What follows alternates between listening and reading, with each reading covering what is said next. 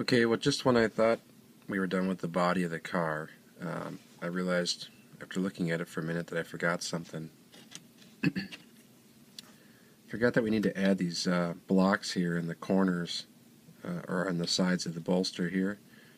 And what these are for is this stabilizes the car. The Man's Creek cars carry a lot of weight up high here, and the car tends to wobble and tip. And so what we need to do is we need to put these pieces out here to ride on the surfaces of the trucks to help stabilize the car. And that's what the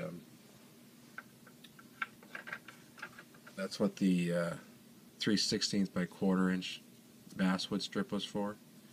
And what we're basically doing is cutting two short blocks and then gluing them down on top of the this frame piece here. And actually, well, the 3/16 works pretty good. It is a little tall. You have to shave it down, and the way I shave it down is I shave one a little bit more, so there's a little bit of tip, side to side tip to the truck, and then this other one I'll shave them down so that there is no tip at all. And so we'll have to cut. I just cut two short blocks, and I just kind of taper the end 45 degrees. You can see this is the styrene I added here just to raise the car so the couplers were matched up with the NMRA height. And so go ahead and cut out 4 of these here, taper off the side at about a 45 degree, and then glue them down here, and then I'll show you how I level them here. Okay, I got these pieces glued on here, and if you look, they're just a little bit taller. Actually, they're almost level with that piece I put on there, but they will be a little bit taller than that other piece of basswood you put in here. And so what you want to do is hold the truck on there, and you can see that. I probably won't be able to show this at all, but let's see. I guess you can see how the center of the truck is not touching the frame at all. So we need to shave that down so that the part here of the truck is resting on this piece. And then, like I said, one of them will want to shave down so that there's a little bit of side-to-side rocking, and the other one shouldn't have any at all. And I just use this X-Acto knife here with a chisel blade, and I cut it with this part of the blade, the bevel part, down so that it doesn't dig in. If you cut it this way, it's going to dig down. And I'll just shave off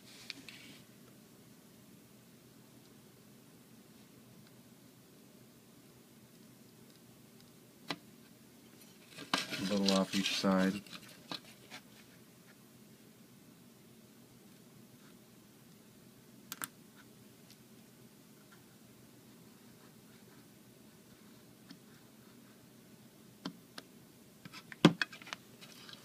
And then check it. I gotta go a little bit more.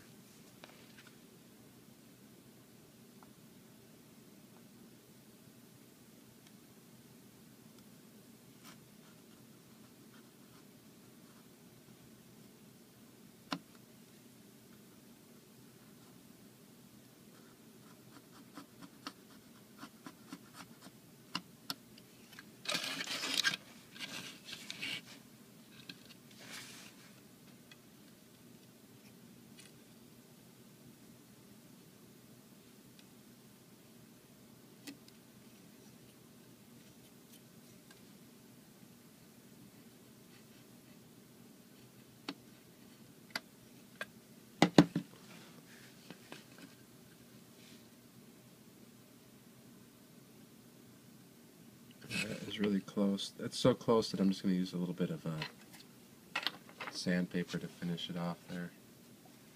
Another one of my pieces of basswood with some sandpaper on it.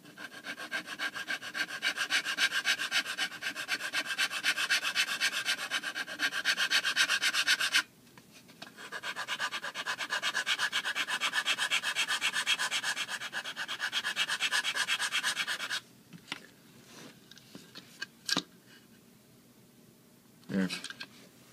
Okay, that one's good. Um, the other thing I forgot to do is that after we get the floor glued in here, you'll notice it's a little bit flexible here. And now the Real Man's Creek cars and on a non-operating car, they had a piece of wood that would have been across the bottom here, and except for that would have been tight to the bottom of the sheet. You know, these would have been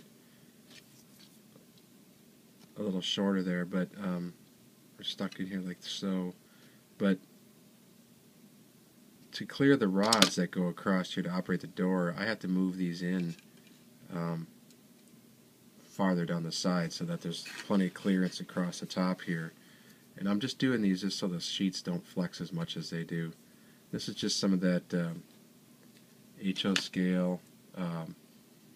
This actually looks like it's the 8x10. I'd probably use the 8x12 if I had a piece here.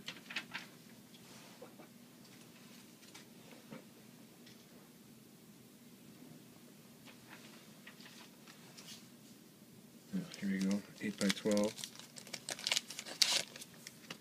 And so we'll just need to cut some pieces.